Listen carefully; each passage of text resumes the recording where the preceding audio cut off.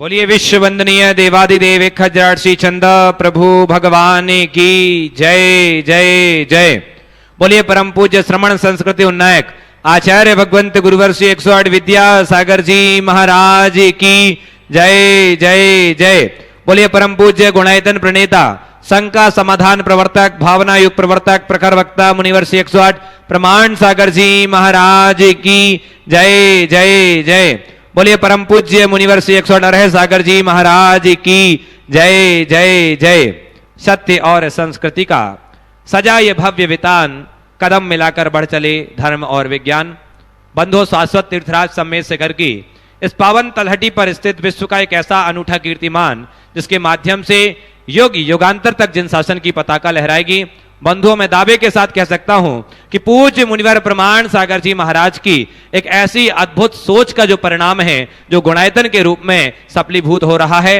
आने वाले समय में न जाने कितने लोगों के सम्यक्त का कारण बनेगा ये गुणायतन और न जाने कितने लोगों के भविष्य का निर्माता होगा गुणायतन। बंधुओं में बार बार यही निवेदन करूंगा जो जिनवाणी चैनल पारस चैनल प्रमाणिक ऐप के माध्यम से देख रहे हैं, साथ ही जो लोग यहां प्रत्यक्ष उपस्थित हैं, सभी से कहूंगा कि अपने जीवन का सर्वोत्कृष्ट लगा करके इस स्वर्णिम इतिहास में आप साक्षी बने, अपना दान दें, अपना योगदान लगा करके साथ ही से पुण्य का अर्जन करें बंधुओं। और साथ ही पूज्य मुनिवर के मुखारविंद से इस गुणायतन प्रतिशत में प्रतिदिन सांधारा संपन्न होती है। यदि आप चाहते हैं कि आपके परिवार की ओर से वैवाहिक वर्षगांठ जन्मदिन के अवसर पर यह शांत धारा संपन्न हो तो आप नीचे चल रहे नंबरों पर अपना नाम प्रेषित कर सकते हैं। साथ ही साथ नित्य सांधारा व मासिक सांधारा का पुण्यार्जक बनकर के अपने जीवन को धन्य कर सकते हैं। आइए बंधुओं सीधे सीधे जुड़ते हैं जिन श्रावक शिष्यों ने आज गुणायतन से जुड़कर के अपने आप को धन्य किया है, मैं उनके नामों की उद्घोषणा कर रहा हूं। आपकी करतल ध्वनि चाहूंगा उनके अभिनंदन के लिए, वंदन के लिए। सर्वप्रथम संस्थापक सदस्य के रूप में जो आज जुड़े हैं, बगाई गांव असम से सूत्रधार संस्थापक सदस्य श्री अशोक कुमार सेठी, श्रीमती संगीठा सेठी, आशिका जी, विशाल जी, माहिका जी, आयुष जी, सीए स्नेहा जी, चिंतन सेठी, बगाई गांव असम। एक बार जोरदार करतल ध्वनि से इनके लिए अभिनंदन कीजिए जो सुबह जुड़े हैं और हमारे बीच में अभी नहीं है, स्तंभ के रूप में ऑनलाइन हमारे बीच जुड़े हैं। आपकी करतल ध्वनि बजे। आगरा से श्रीमती नैना जैन, धर्मपत्नी स्वर्गीय उत्तम चंद जैन, सुषमा जैन, सिम्मी जैन, मोक्ष जैन, नेहरू नगर आगरा। जोरदार करतल ध्वनि से अभिनंदन कीजिए। साथ ही जो प्रत्यक्ष रूप से उपस्थित हैं और आज सूत्रधार के रूप में संबद्ध हुए हैं गुणायतन से, उनके नाम ले रहा हूं। नटेरन विदिशा से श्री सुशील कुमार जैन, श्रीमती संगीता जैन, डॉक्टर सौम्या जैन, चिन्मय जैन, सुयस जैन, नटेरन विदिशा। जोरदार करतल ध्वनि से अभिनंदन कीजिए। वो आए गुरुदेव के चरणों में सपरिवार नमन वंदन करें। और उनके सम्मान के लिए बुला रहा हूं श्री अशोक जी पांड्या साहब और विक्रम जी काला। वो आए अशोक जी पांड्या साहब महामंत्री गुणायतन और साथ ही विक्रम जी काला मंत्री गुणायतन, वो आए और ऐसे परिवार का स्वागत करें। आइए इसी कड़ी में निधि से जो आज सूत्रधार के रूप में संबद्ध हुए हैं, दिल्ली राजधानी दिल्ली से हमारे बीच में श्री अनिल कुमार, जगजोत सिंह जैन, श्रीमती लक्ष्मी देवी, अनिल कुमार जैन, दीपक जैन, नेहा, साकेत, वैद्य, सत्येंद्र कुमार, दीपक, भावना, विकास, पूजा, नितिन, आरती जैन। सब परिवार जोरदार करतल ध्वनि से अभिनंदन कीजिए ये परिवार भी। और इनके सम्मान के लिए बुलाना चाहूंगा IRS भोपाल से हमारे बीच में अनूप जैन जी और साथ ही हर्ष जी अजमेरा, वो इनका सम्मान करें। आपकी करतल ध्वनि बजती रहे। आइए हमारे बीच में दिल्ली से श्री अनिल कुमार, जगजोत सिंह जी सपरिवार उपस्थित हैं और उनका सम्मान हो रहा है। इसी कड़ी में जो सूत्रधार के रूप में निधि से सूत्रधार बने हैं, दिल्ली से ही न्यू दिल्ली से श्री रमेश चंद जैन, श्रीमती बीना जैन, राजकुमार, नीतू जैन, दीपक, सपना जैन, मीनू, ऋषभ जैन, ऐश्वर्या, यश, अभय, आयुष, सक्षम जैन, समस्त परिवार। जोरदार करतल ध्वनि से अभिनंदन कीजिए। ये परिवार भी हमारे बीच उपस्थित है। और इनके सम्मान के लिए सुभाष जी और CEO गुणायतन और साथ ही सिद्धार्थ जी प्रशासक गुणायतन आ जाएं और इनके सम्मान की इस कड़ी को पूरा करेंगे। आइए और साथ ही निर्माण निधि सदस्य के रूप में जो जुड़े हैं उनके नाम ले रहा हूं। डॉक्टर शरद थोरा, इंदौर मध्य प्रदेश से। आइए सम्मान हो रहा है। रजमेश चंद जी, बीना जैन जी, राजकुमार जी, समस्त परिवार सूत्रधार के रूप में जुड़े हैं। निर्माण निधि सदस्य के रूप में जिन्होंने आज जुड़ने का सौभाग्य अर्जित किया है, डॉक्टर शरद थोरा, इंदौर मध्य प्रदेश से। जोरदार करतल ध्वनि से अभिनंदन कीजिए। साथ ही एक नाम टीकमगढ़ से जो निर्माण निधि सदस्य के रूप में जुड़े हैं, वीरेंद्र बुखारिया, श्रीमती आशा, ऋषभ स्वर्गीय श्रीमती सविता, संदीप श्रीमती अंजलि जी एवं समस्त कुमारी अद्विका बुखारिया एवं समस्त बुखारिया परिवार, जोरदार करतल ध्वनि से इनका भी अभिनंदन कीजिए। आइए अब मैं चलता हूं, आपको कुछ विशेष सम्मान के इस कड़ी से जोड़ता हूं। हमारे बीच में आज श्रोमणी संरक्षक गुणायतन के न्यूयॉर्क से उपस्थित हैं श्री सुरेश जी, नितिन जी, सैफाली जी अजमेरा, जोरदार करतल ध्वनि से अभिनंदन कीजिए। आइए सब परिवार उपस्थित हों और इनके सम्मान के लिए मैं बुला रहा हूं अशोक जी पांड्या, गुणायतन महामंत्री, और साथ ही डॉक्टर शरद जी, आइए हमारे बीच उपस्थित हैं, वो भी आए, गुरुदेव की चरणों की मान वंदना करें। और अजमेरा परिवार मैं बुला रहा हूं श्रोमणी संरक्षक के रूप में जो जुड़े हैं, एक बार जोरदार करतल ध्वनि से अभिनंदन कीजिए। ऐसे परिवार जो श्रोमणी संरक्षक हैं न्यूयॉर्क से हमारे बीच में हैं, सुरेश जी, नितिन जी, सैफाली जी अजमेरा परिवार, जोरदार करतल ध्वनि और उनके सम्मान के लिए। और अशोक पांड्या और साथ ही संध्या प्रेमचंद जी, अशोक जी पांड्या साहब महामंत्री गुणायतन और संध्या प्रेमचंद जी वो आए और ऐसे श्रावक श्रेष्ठी का सम्मान करें। आपकी करतल ध्वनि बसती रहे। आइए तिलक बंधन करके, स्वाफा पहना करके अभिनंदन कर रहे हैं। और हमारे बीच में एक और ऐसा व्यक्तित्व विराजमान है जो हमारे गुणायतन के परम संरक्षक हैं, जयपुर से हमारे बीच में हैं विनय रेणु जैन जी, सब परिवार जोरदार करतल ध्वनि से अभिनंदन कीजिए, वो भी आए। और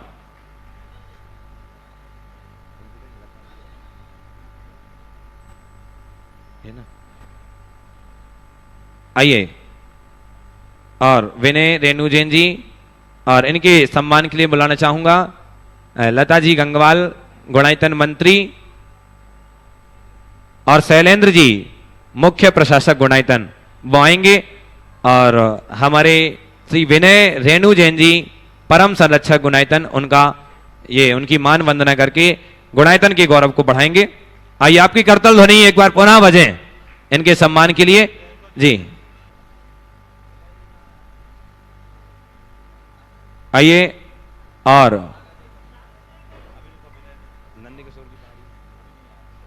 आइए एक बार जोरदार करतल ध्वनि से सभी का अभिनंदन करते हैं, वंदन करते हैं। इस प्रकार से बंधु आप भी गुणायतन से जुड़कर के अपने जीवन को धन्य करें। और चलते हैं सीधे सीधे हमारे बीच में आज सरस्वती पुत्र भोपाल से जो सुप्रसिद्ध, जो किसी परिचय के मोहताज नहीं है, हमारे बीच में उपस्थित हैं आदरणीय चंद्रसेन जी, जोरदार करतल ध्वनि से अभिनंदन कीजिए। हमारे बीच में हैं, वो आए, गुरुदेव की चरण वंदना करके आशीष प्राप्त करें। और उनके सम्मान के लिए शैलेंद्र जी और सिद्धार्थ जी, शैलेंद्र जी मुख्य प्रशासक गुणायतन और शैलेंद्र जी प्रशासक गुणायतन, वो आए हमारे ऐसे सरस्वती पुत्र का सम्मान करें जो। आइए अब चलते हैं सीधे सीधे बंधुओं, जुड़ते हैं शंका समाधान के विशेष सत्र से, ले चलते हैं आपको। और सभी लोग जो जनवाणी चैनल, पारस चैनल, प्रमाणिक ऐप के माध्यम से घर बैठे देख रहे हैं, सभी लोग अपने दोनों हाथों को जोड़ें और गुरुदेव के चरणों में नमन वंदन करते हुए आशीष प्राप्त करें। नमोस्तु गुरुदेव, नमोस्तु गुरुदेव, नमोस्तु गुरुदेव। आइए शंका समाधान के इस विशेष सत्र को प्रारंभ करते हैं। प्रथम प्रश्न के लिए मैं बुला रहा हूं रेणु विनय जैन जी, परम संरक्षक, श्रीमती मोना जैन सिवनी से, वो हमारे बीच में आए। और उसके बाद तैयार रहेंगे अक्षत जैन जयपुर। मैं बुला रहा हूं सुलोचना जैन जी, जो श्री अनूप जैन जी IRS भोपाल, उनकी बहन जी हैं, वो प्रश्न करें। और उसके बाद तैयार रहें अक्षत जैन जयपुर। नमोस्तु महाराज जी, नमोस्तु नमोस्तु नमोस्तु। हे गुरुवर, मेरा प्रश्न है कि आवृत्ति श्रावक कभी समय आने पर क्या व्रती संयमी श्रावक को अंतिम समय पर कुछ त्याग संबोधन करा सकता है? कृपया शंका का समाधान करें, मुझे मार्गदर्शन दें। देखिए, अव्रती श्रावक भी अगर समझदार है तो व्रती को संबोधन दे सकता है। उपदेश सामने वाले को सही प्रेरणा देना और उसको उसके मार्ग पर टिकाने का, इसलिए इसमें कोई हानि नहीं। नमोस्तु महाराज जी, मेरा एक छोटा सा क्वेश्चन है। हाँ बोलिए। महाराज जी, ये किंवदंती है, मजबूरी का नाम महात्मा गांधी है। ये ऐसी क्या मजबूरी थी महात्मा गांधी को कि उनके ऊपर ये किंवदंती बन गई? हाँ मजबूरी का नाम महात्मा गांधी है। हाँ। ये मतलब महात्मा गांधी को ऐसी कौन सी मजबूरी आ गई कि उनके ऊपर ये किंवदंती बन गई? अब ये तो महात्मा गांधी के चरित्र पर पूरी तरह से फिर से शोध करना पड़ेगा।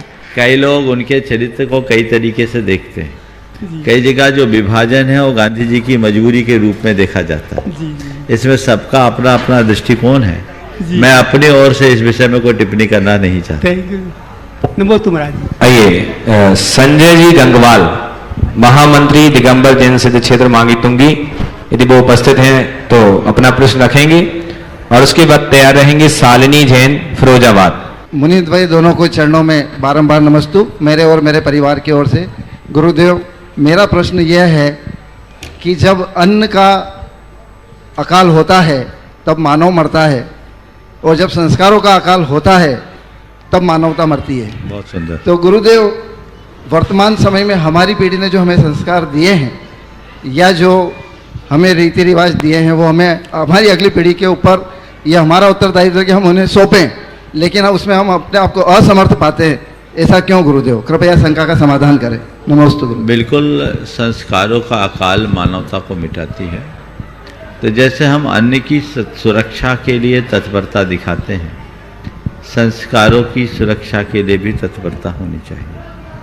अन्न की सुरक्षा उसके बीजारोपण से होती है, तो संस्कारों की सुरक्षा भी उसके बीजारोपण से होगी। हम कितना भी अन्न उत्पादित करें, उसे पुनः न बोए तो वह अन्न वहीं नष्ट हो जाएगा। लेकिन हम यदि एक बार अन्न को बोने के बाद बार बार बोते रहें तो अन्न की परंपरा चलते रहेगी।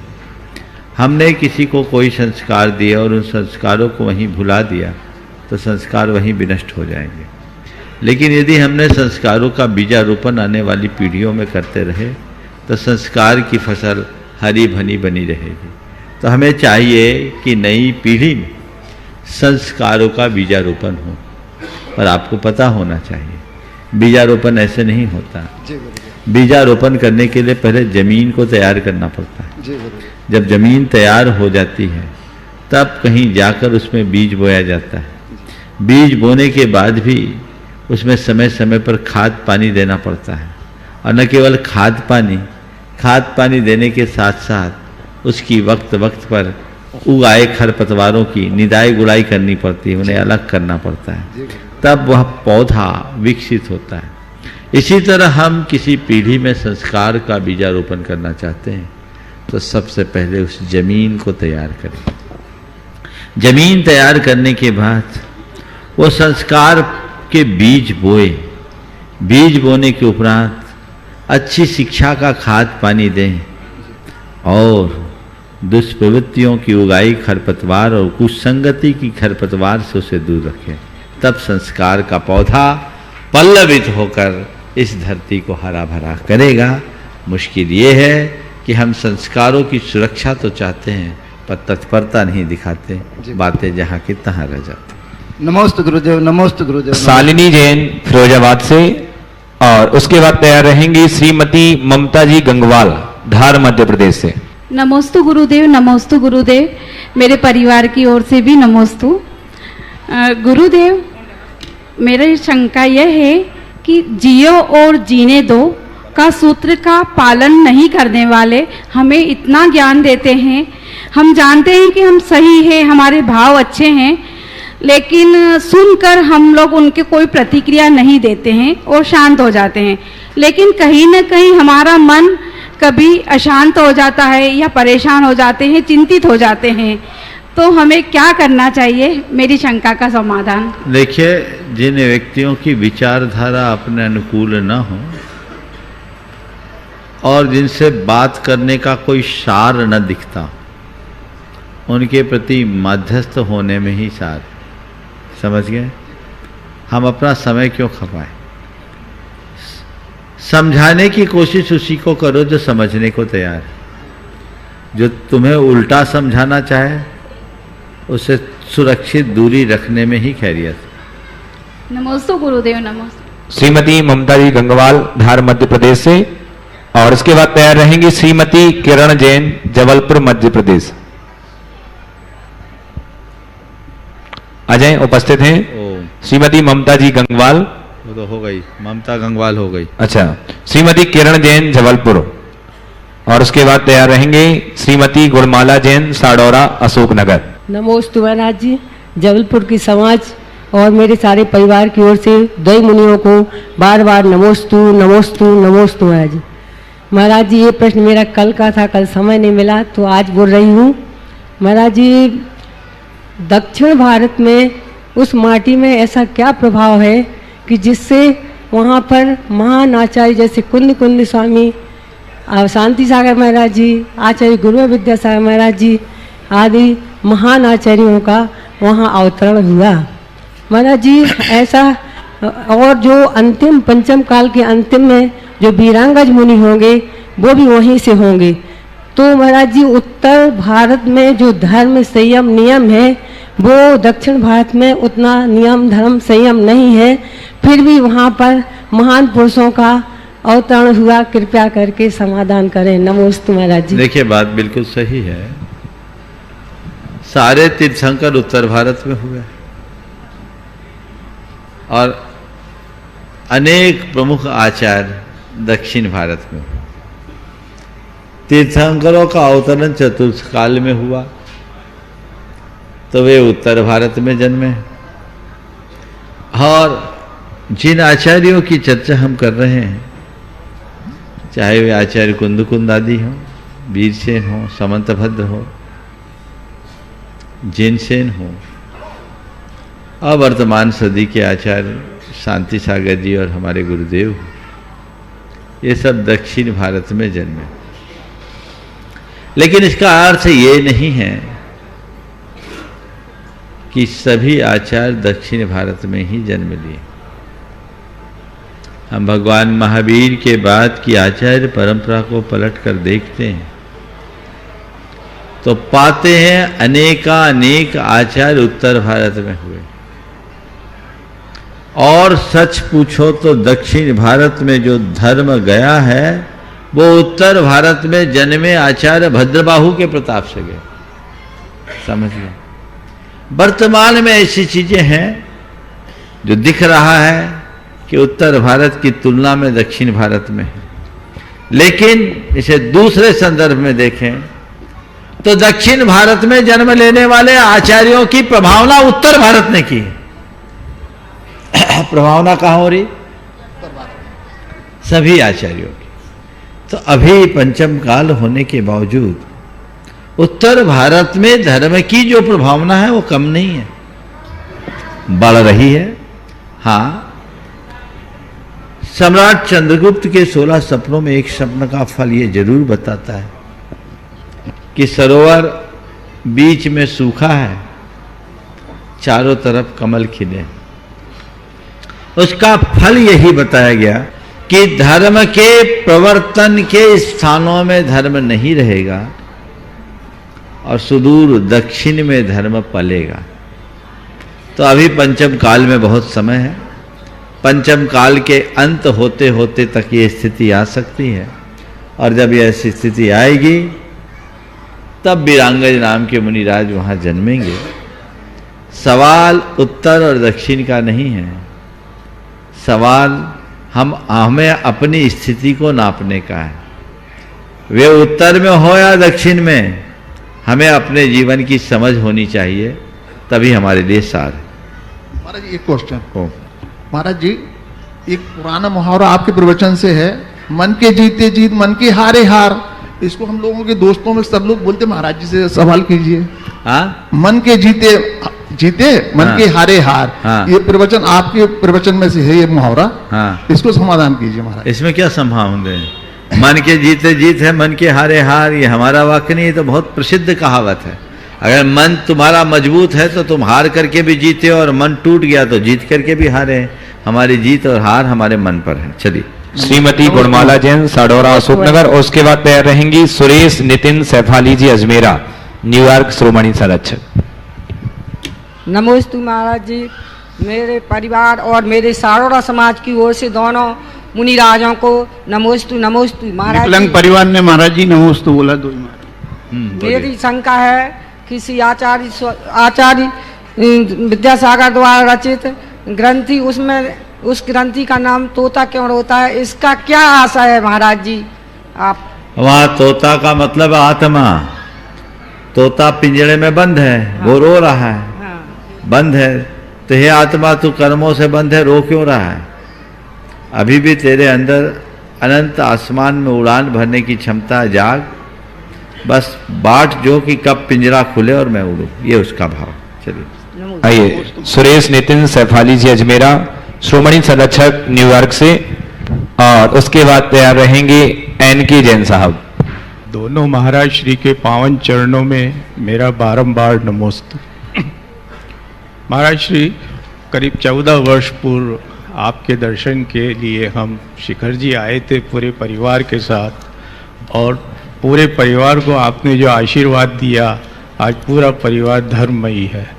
वो लोग अमेरिका, जो कि इस युग की भोग भूमि कही जाती है, वहाँ पर उन्होंने जैन धर्म का प्रचार करने का बीड़ा अपने हाथ में उठाया एवं हमारे घर में चैत्यालय तक स्थापित हो गया।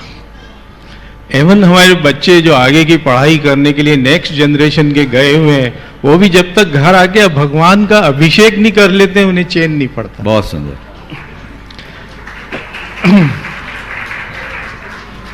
अब मेरा प्रश्न है महाराज श्री, उधर की तरफ जाता हूँ। हम 64 रिद्धि विधान करते हैं, ये रिद्धियों की पूजन करते हैं, और ये रिद्धियाँ मुनिराज को होती है।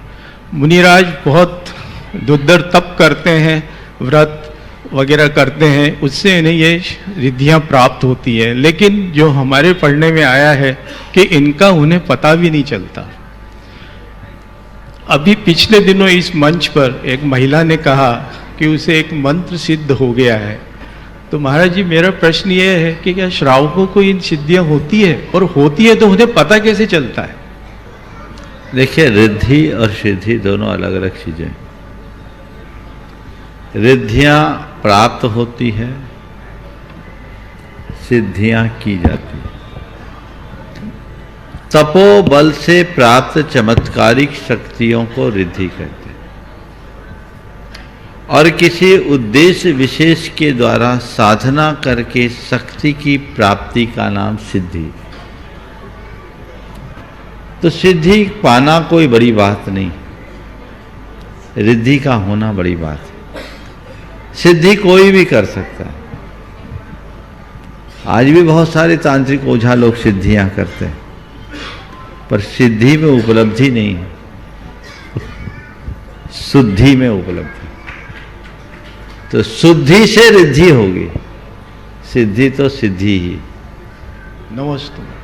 हाँ, आइए मैं बुला रहा हूँ, आवाज दे रहा हूँ पहले एन के जैन साहब। नितिन सैफाली। हाँ जी, नितिन जी सैफाली जी। नमोस्तु महाराज श्री, नमोस्तु महाराज श्री, नमोस्तु महाराज श्री। महाराज श्री, गत 8 अष्टानिका से हमारे घर पे हम लोग चैत्यालय में अष्टानिका पर्व में सिद्ध चक्र मंडल विधान कर रहे हैं, जो यहाँ से गया है उसमें, और हमारा संघ भी पूरा उसके साथ जुड़कर जूम पे अभी कोविड के द्वारा जुड़ रहा है। तो एक प्रश्न हमारे संघ में सबके बीच में उठ रहा है, जिसका मेरे पास जवाब नहीं था, कि उसमें हम अष्टवर्ग की जो पूजा करते हैं उसके अंदर 8 दिशाओं में स्वरों और व्यंजनों का अर्घ चढ़ता है।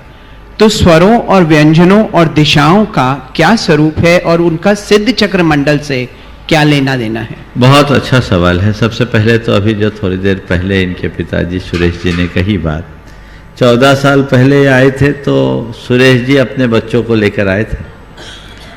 इस बार बच्चे सुरेश जी को लेकर आए। 14 साल का ये बहुत बड़ा परिवर्तन है। मुझे बहुत प्रसन्नता है कि वहाँ रह करके भी इस परिवार ने धर्म की ज्योत को फैला के रखा है। ये आगे भी फैले रहे। लोगों को सीख लेना चाहिए कि अमेरिका में बाहर पढ़ने वाले बच्चे भी अभिषेक करने के बाद ही भोजन करते हैं। यहाँ रहने वाले को तो भगवान के दर्शन करने की भी सुविधा नहीं है। ये बहुत सोचनीय बात है। अब रहा सवाल आपका कि सिद्ध चक्र महामंडल विधान में जो आठों दिशाओं में 8 वर्ग पर स्थापना की जाती वो क्यों है और उनका दिशाओं से क्या संबंध है। ये जो आ से लेकर ह तक के सारे स्वर और व्यंजनों को वहां अंकित किया जाता है, वो संपूर्ण वांग्मय का द्योतक है। और दुनिया के जितने भी मंत्र हैं वो इन्हीं से निश्चित है। अलग अलग दिशाओं में उन्हें इसलिए अंकित किया जाता है कि सारे विश्व के मंत्रों की शक्तियां इसमें समाहित हो जाए। तो सिद्ध चक्र तब कहलाता है जो हमारे सारे कार्यों को सफल बना सके। इसलिए उसमें बोलते हैं वर्गा पूरी दिग्गताम्बुज तलम हिंकार संवेष्टितम। हिंकार जो माया बीज है, 24 तीर्थंकर का प्रतीक है, और इसके माध्यम से संपूर्ण वांग में यानी सारी मंत्र संरचना और मंत्र शक्ति को उसमें समाविष्ट किया जाता है। तब वो कार्य। ओम। हाँ सैफाली। नमोस्तु महाराज श्री। एक प्रश्न भी है और एक अनाउंसमेंट भी है बहुत इम्पोर्टेंट प्रामाणिक समूह का, वो मैं कर देती हूँ।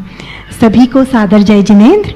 आज शंका समाधान के मंच से हमें बताते हुए बड़ी खुशी हो रही है कि प्रामाणिक पाठशाला द्वारा आयोजित जोड़ी कमाल की का टैलेंट शो का ग्रैंड फिनाले इस फ्राइडे को, शुक्रवार को, तारीख 26 नवंबर शाम 7:30 को होने वाला है।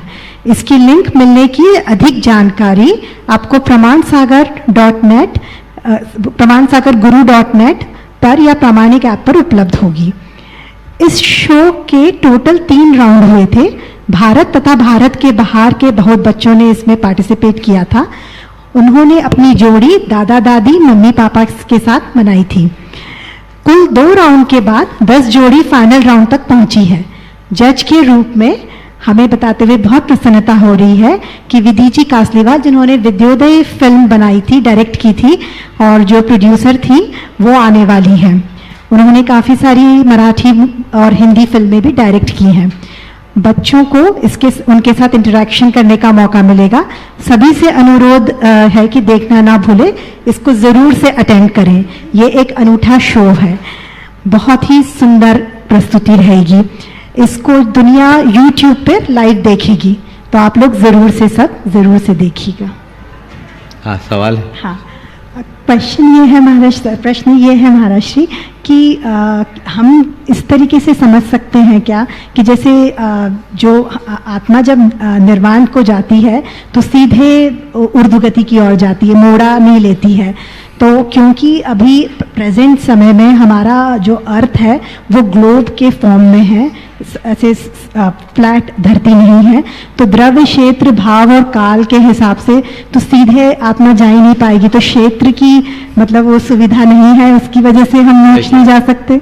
ऐसा है, आपने बहुत दिमाग तो बहुत अच्छा लगाया, लेकिन थोड़ा सा समझना है।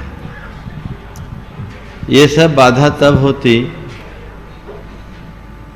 जब आत्मा के साथ कोई प्रतिघात होता।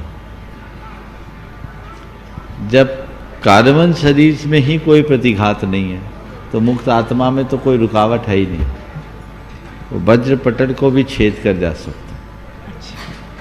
इसलिए धरती के स्वरूप के कारण मोड़ा की कोई बात नहीं है, और मोड़ा लेना पड़ेगा इसलिए मोक्ष नहीं जा सकता, ऐसी बात नहीं है।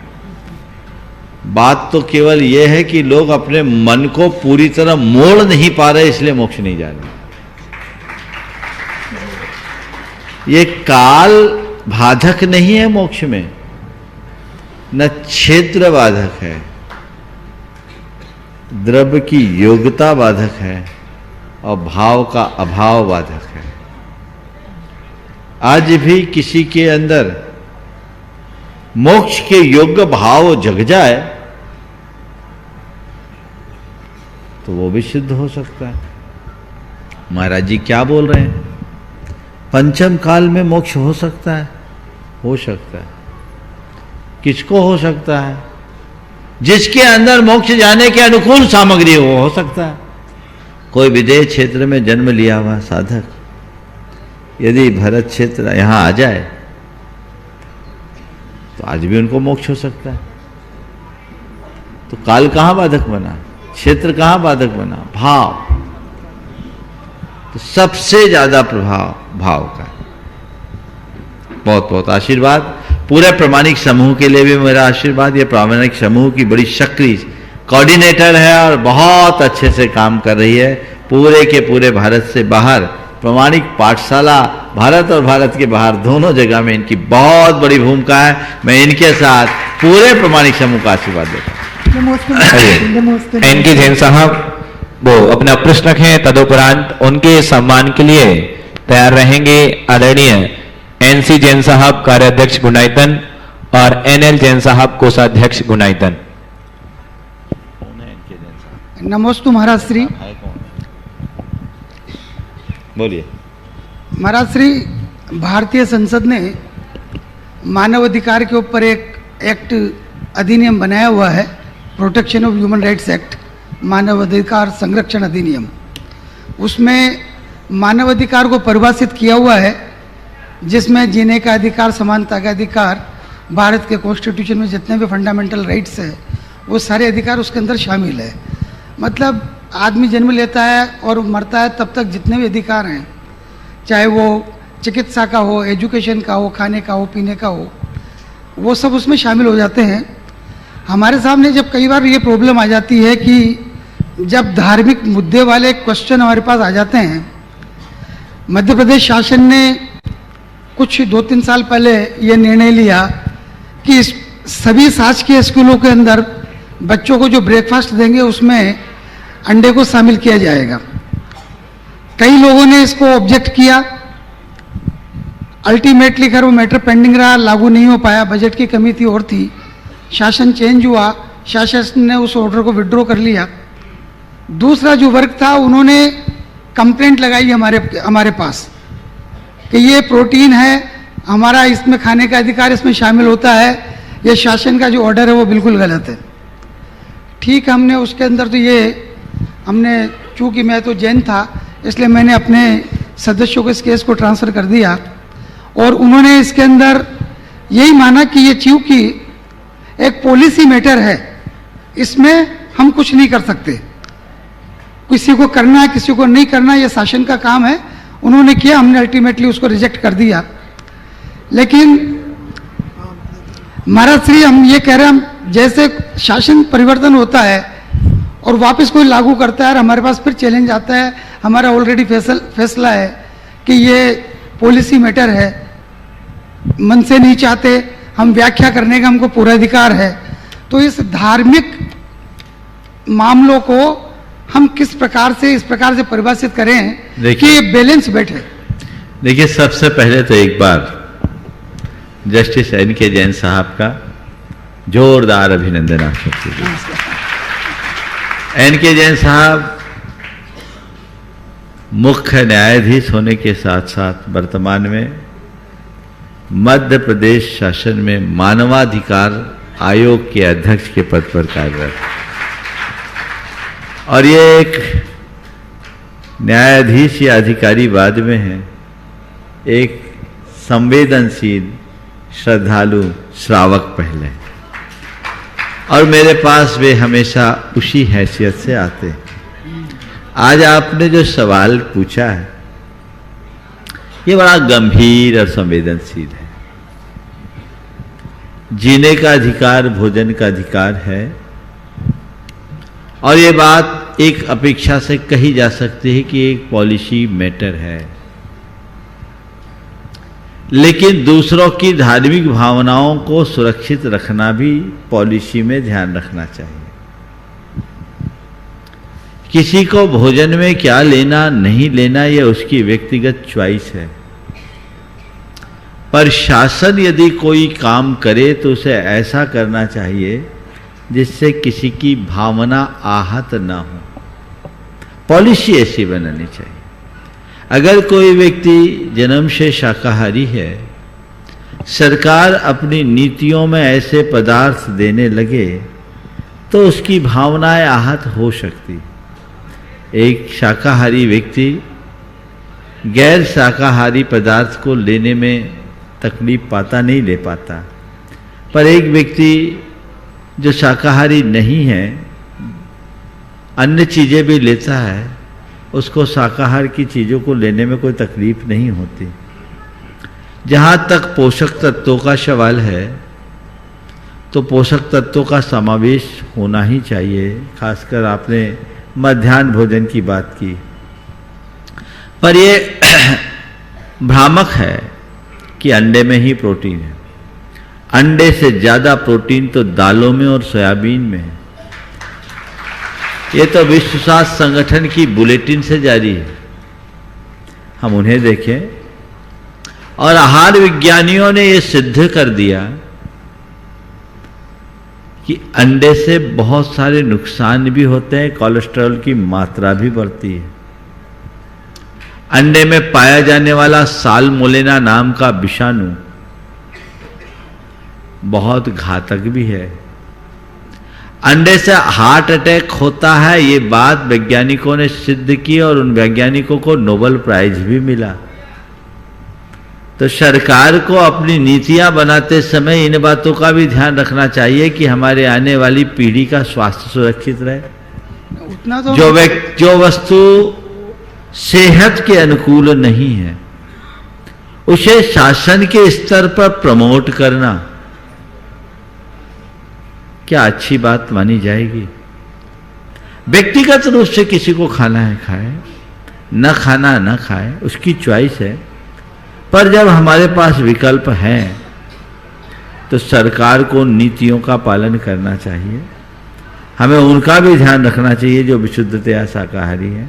उनकी भावनाएं अगर आहत होती है तो उसमें ये नीतियां जिम्मेदार हो। वहाँ तक तो हम महाराज श्री इंटरप्रिटेशन कर सकते हैं और सरकार को हम बाध्य कर सकते हैं कि किसी शाकाहारी को वो कंपलसरी नहीं कर सकता शाकाहारी के लिए, वहाँ तक तो कर सकते हैं। लेकिन अब चूंकि वो खाने का अधिकार है, मैं नहीं चाहता ये इस प्रकार की पॉलिसी लगे तो सरकार खाने का अधिकार है, खाए ना, सरकार क्यों खिलाए ऐसी चीजें? मैं एक बात पूछता हूं, अभी तो थोड़ी सी सेकुलरिज्म की बात आती है, कुछ आती है। एक परंपरा है, एक समुदाय है जो सुअर का मांस नहीं खाता, एक समुदाय है जो मांस खाता पर गाय का मांस नहीं खाता। क्या कोई सरकार अपनी नीतियों में सुअर के मांस को या गाय के मांस को परोसने की नीति बनाने में सक्षम है? नहीं, कतई नहीं। क्यों नहीं? उस समय मानवाधिकार आयोग क्या कहेगा? उसका मानवाधिकार है, वो वॉयलेट नहीं करेगी गवर्नमेंट, उसको तो नहीं कर सकती। वो तो हमने तो इसको बिल्कुल ही रिजेक्ट तो जब सरकार देख रही है कि इसमें धार्मिक भावनाओं के साथ खिलवाड़ होगा इसलिए हमें यह काम नहीं करना, तो शाकाहारियों की भी धार्मिक भावना उसके साथ खिलवाड़ करने का काम सरकार कैसे करेगी? यह इंटरप्रिटेशन होना चाहिए। बिल्कुल। मैं और आप जैसे लोगों के रहते तो होगा ही नहीं। और वर्तमान में जो आपकी सरकार है वो तो कभी करेगी भी नहीं, चिंता करने की जरूरत नहीं है। लेकिन हमें उभय पक्षीय दृष्टि रख करके चलना चाहिए। अब हमारे पास तो जो भी कंप्लेंट आ जाए उसका निराकरण करना ही पड़ता है। बिल्कुल। तो हमने तो हमारे हिसाब से बिल्कुल उसको कर दिया। मुझे भरोसा है इनके जैन के माध्यम से जो निराकरण होगा उसमें ऐसा कुछ नहीं होगा। एक बार जोरदार करतल ध्वनि से अभिनंदन कीजिए जस्टिस एन के जैन साहब जो हैं अध्यक्ष मानवाधिकार आयोग मध्य प्रदेश से, और पूरा गुणायतन परिवार उनका हृदय से अभिनंदन करता है। आइए और उनके वंदन अभिनंदन के लिए बुलाना चाहूंगा एनसी जैन साहब और साथ ही एनएल जैन साहब और अतुल जैन जी। अतुल जी श्रोमणी संरक्षक गुणायतन के कन्नौज से हैं। आ जाएं और ऐसे व्यक्तित्व का अभिनंदन करें। आपकी करतल ध्वनि बजती रहना चाहिए बंधुओं। आइए और उनकी स्वाफा पहना करके, तिलक वंदन करके, पटका पहना करके अभिनंदन कर रहे हैं। स्वाफा पहना करके भी अभिनंदन करें। और साथ ही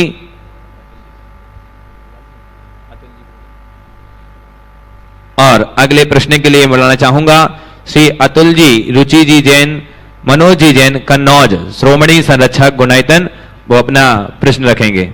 एक क्वेश्चन मेरी धर्मपत्नी मधु जैन पूछेगी। हाँ, श्रीमती एन के जैन वो भी अपना एक प्रश्न रख रही हैं, स्वागत है, वो अपना प्रश्न रख। द्वे मुनि राजों के चरणों में मेरे और मेरे परिवार की तरफ से शत वंदन, शत वंदन। महाराज जी, जब हम शाम को रोज शंका समाधान देखते हैं तो हमारे भोपाल में पियोन है सत्यनारायण पटेल, वो भी हमारे साथ रोज शंका समाधान देखता है।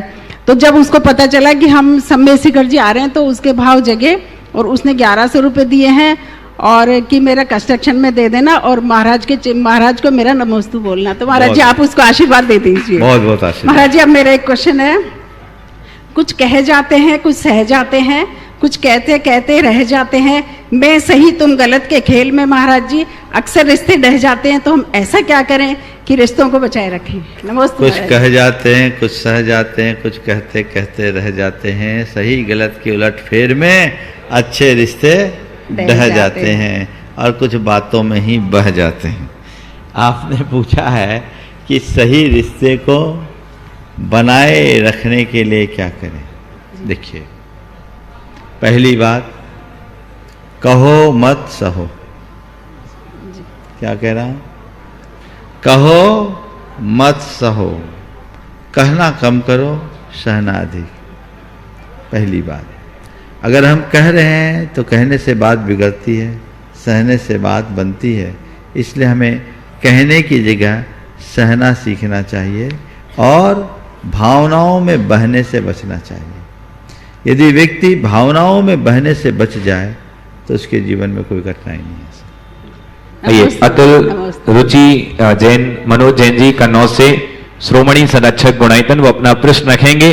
तदुपरांत उनके सम्मान के लिए मैं बुलाना चाहूंगा श्री शैलेंद्र जी, मुख्य प्रशासक गुणायतन, और साथ ही सुभाष जी जैन, सीईओ गुणायतन, वो, और साथ ही लता जी गंगवाल, गुणायतन मंत्री, वैसे परिवार का सम्मान वंदना। बोलो। हाँ।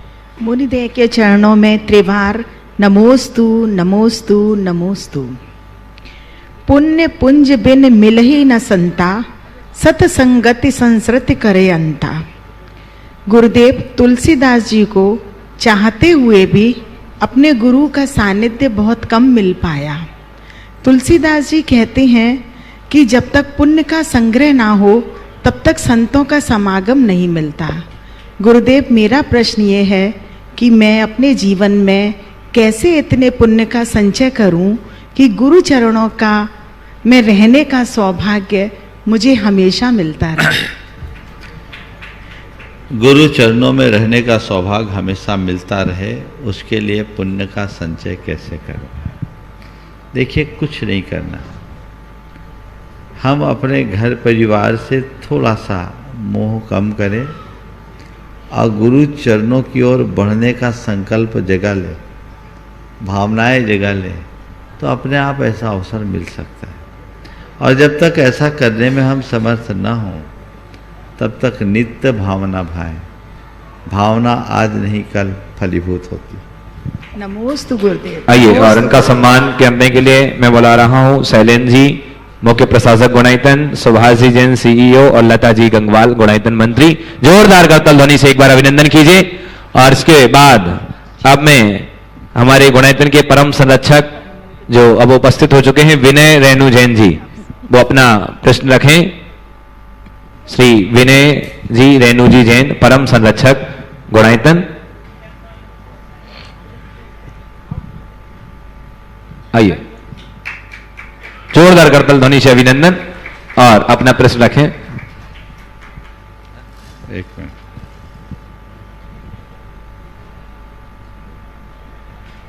और उसके बाद तैयार रहेंगी संजय जी, ममता जी जैन, दिल्ली से। ओ, अब बोलिए जब तक। मेरे गुरु है प्रमाण सागर जी के चरणों में हम सबका शत शत वंदन, शत शत वंदन। गुरु,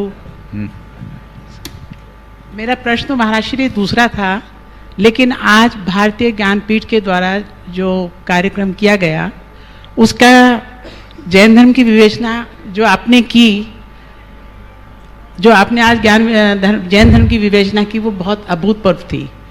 और उसमें आपने जो एक महत्वपूर्ण बात कही कि जैन धर्म में व्यक्ति विशेष की पूजा नहीं है, बल्कि संयम और हमारे उसकी पूजा है।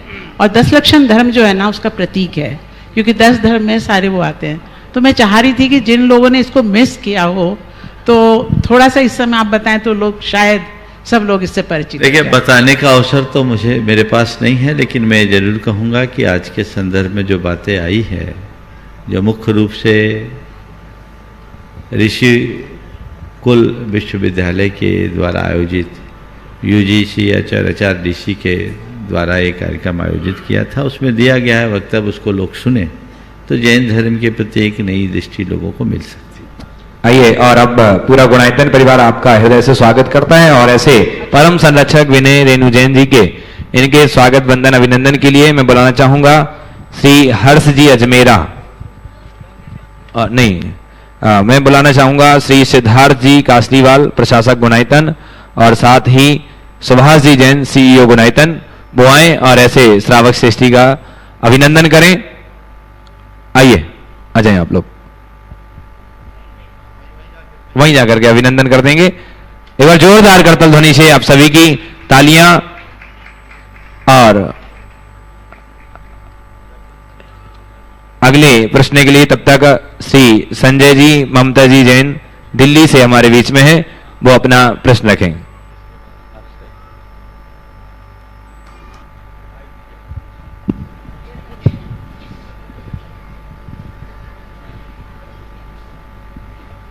गुरुदेव के चरणों में मेरा बारंबार नमोस्तु नमोस्तु नमोस्तु गुरुदेव। गुरुदेव, हमने पढ़ा है कि भाव सहित बंदे जो कोई, ताके पशु नरक गति नहीं होए। तो गुरुदेव, ये सिर्फ पैदल यात्रियों पे लागू होता है या जो डोली में यात्रा करते हैं उन पे भी लागू होता है?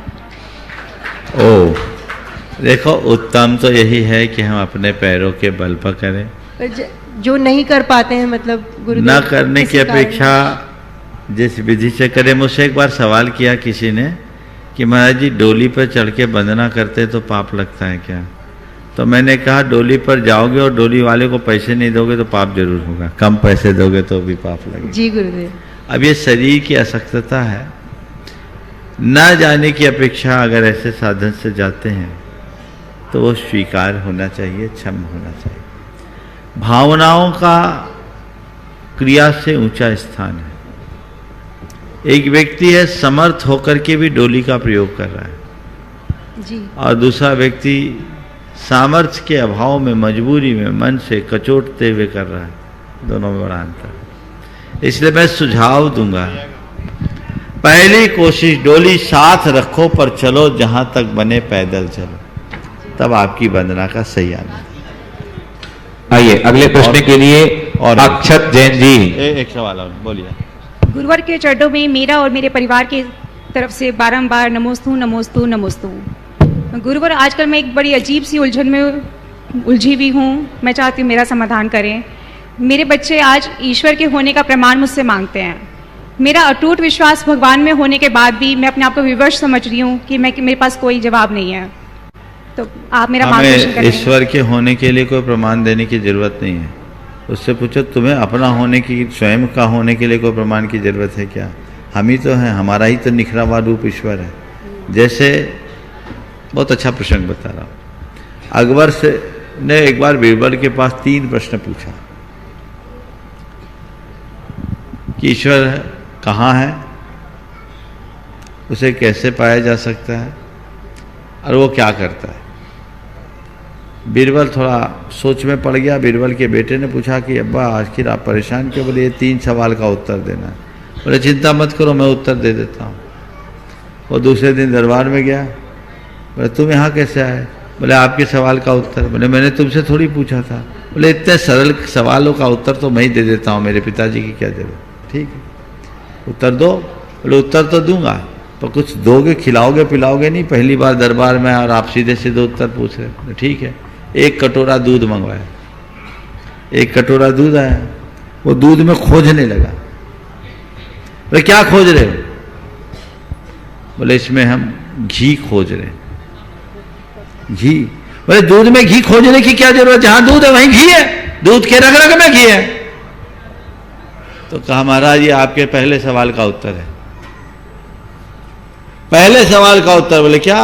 बोले आत्मा को खोजने की, पर भगवान को खोजने की जरूरत क्या, वो हमारे रग रग में है। जैसे दूध में घी है वैसे देह में परमात्मा, खोजने की जरूरत। अब दूसरा सवाल, अच्छा इसको पाए कैसे, बोले ये भी बताने की बात है। अरे दूध से जैसे घी निकालते वैसे आत्मा से परमात्मा निकलेगा। दूध से घी कैसे निकालेंगे, उसको जमाओगे, उसका मंथन करोगे, नवनीत निकलेगा, तब दूध से घी निकलेगा। ऐसे तपस्या करोगे तो आत्मा से परमात्मा निकलेगा। ये बात भी हो गई। अच्छा तीसरा सवाल का उत्तर दो। बोले ये बताइए आप मेरे गुरु बनकर के सवाल कर रहे हो कि शिष्य बनकर। तब अकबर पशुपेश में पड़ गया। बोले गुरु पर बोल के बोलूंगा तो मेरे ऊपर छोड़ देगा। बोले मैं शिष्य बनकर कर रहा हूं। बोले शिष्य बनकर कर रहे हो तो गुरु के सामने शिष्य की ऐसी हिमाकत कि गुरु नीचे खड़ा और शिष्य सिंहासन पर बैठा। अकबर को अपनी गलती समझ में आ गई, उठ गया। बोले गुरु महाराज सिंहासन पर बैठो और उत्तर दो। बोले ये आपके तीसरे सवाल का उत्तर है कि ईश्वर क्या करता है। बोले कभी ऊपर से नीचे और कभी नीचे से ऊपर होता रहता। समझ गए, इसलिए ज्यादा कोई प्रमाण देने की जरूरत नहीं। अक्षत आइए, अक्षत जैन जी जयपुर से, और उसके बाद तैयार रहेंगे हमारे बीच में भोपाल से कविवर श्री चंद्रसेन जी। वो अपना प्रश्न इस प्रश्न के बाद कविता के साथ।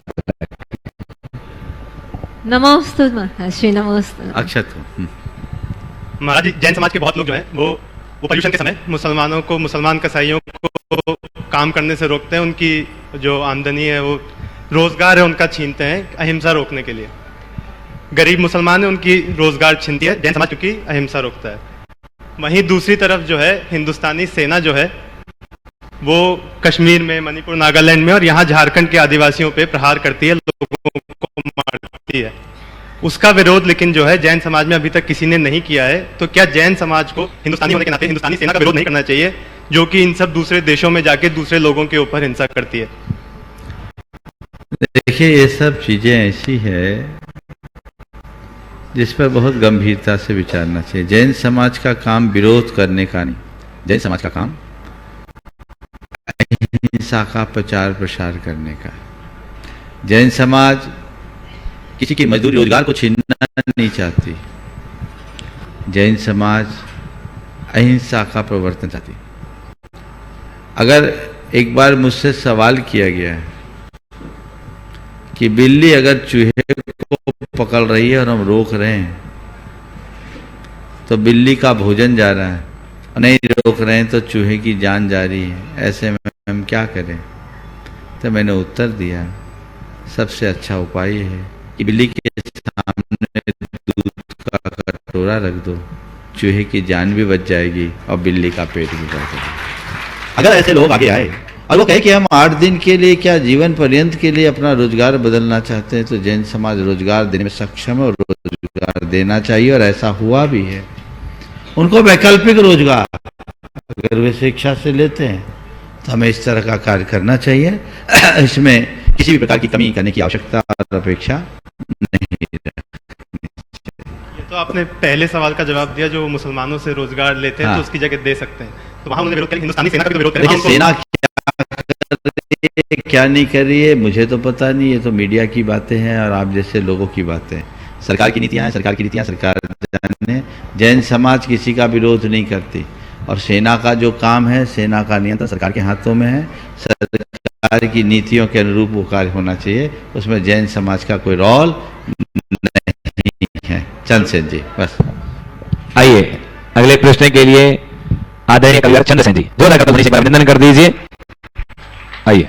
हेलो महाराज श्री, 1.5-2 वर्षों के बाद आपके इस सत्संग में आने का मौका मिला।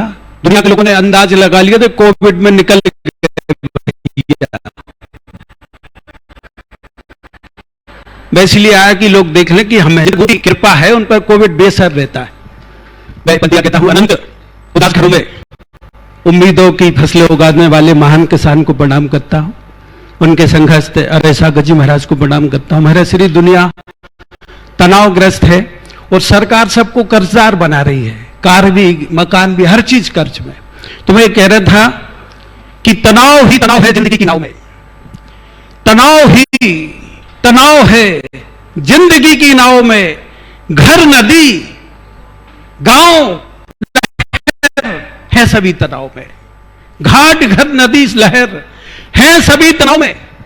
दिन उठाए कर्ज पर रात भी उधार की, दिन उठाए कर्ज पर और रात भी उधार की, इस तरह से चल रही है जिंदगी जुगाड़ की। दिन उठाए कर्ज पर रात भी उधार की, इस तरह से चल रही है जिंदगी जुगाड़ की। स्वप्न सब उदास हैं फिर हार कर चुनाव में, स्वप्न फिर उदास हैं हार कर चुनाव में। तनाव है जिंदगी की नाव में, घाट घर नदी लहर है सभी तनाव में। और इस कदर दबाव है धमनियों पे रक्त का। बहुत सुनना, समझना ये पंक्तियां, पूरे देश और दुनिया की पीड़ा महाराज श्री के चरणों में रखता हूं। इस कदर दबाव है धमनियों पे रक्त का, लहू लुहान हो गया है आईना भी वक्त का। इस कदर दबाव है, इस कदर दबाव है धमनियों पर रक्त का, लहू लुहान हो